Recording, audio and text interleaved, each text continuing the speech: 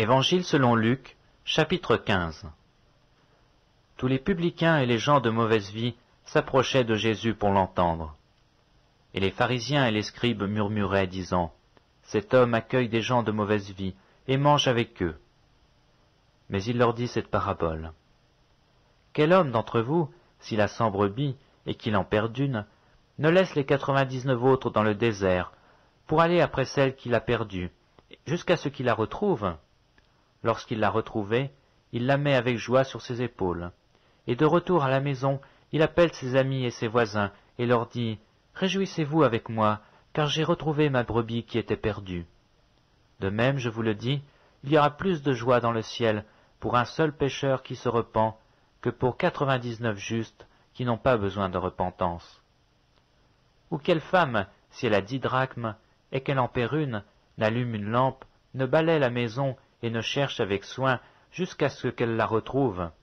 Lorsqu'elle l'a retrouvée, elle appelle ses amis et ses voisines et dit « Réjouissez-vous avec moi, car j'ai retrouvé la drachme que j'avais perdue. » De même, je vous le dis, il y a de la joie devant les anges de Dieu pour un seul pécheur qui se repent.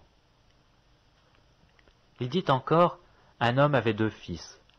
Le plus jeune dit à son père, « Mon père, donne-moi la part de bien qui me doit revenir. » Et le père leur partagea son bien. Peu de jours après, le plus jeune fils, ayant tout ramassé, partit pour un pays éloigné, où il dissipa son bien en vivant dans la débauche.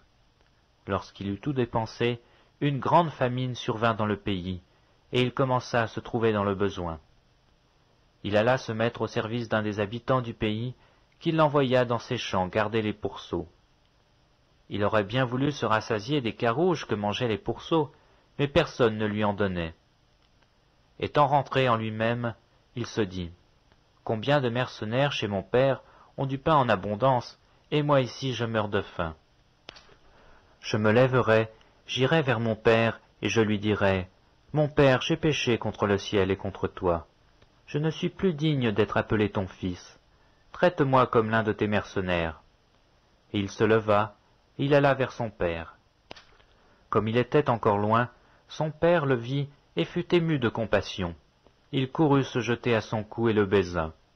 Le fils lui dit, « Mon père, j'ai péché contre le ciel et contre toi. Je ne suis plus digne d'être appelé ton fils. » Mais le père dit à ses serviteurs, « Apportez vite la plus belle robe, et l'en revêtez. Mettez-lui un anneau au doigt et des souliers aux pieds. Amenez le veau gras et tuez-le. Mangeons et réjouissons-nous. Car mon fils que voici était mort, et il est revenu à la vie. Il était perdu, et il est retrouvé. » Et ils commencèrent à se réjouir. Or le fils aîné était dans les champs. Lorsqu'il revint et approcha de la maison, il entendit la musique et les danses. Il appela un de ses serviteurs, et lui demanda ce que c'était. Ce serviteur lui dit, « Ton frère est de retour, et parce qu'il l'a retrouvé en bonne santé, ton père a tué le veau gras. » Il se mit en colère, et ne voulut pas entrer. Son père sortit, et le pria d'entrer. Mais il répondit à son père, « Voici, il y a tant d'années que je te sers, sans avoir jamais transgressé tes ordres, et jamais tu m'as donné un chevreau pour que je me réjouisse avec mes amis.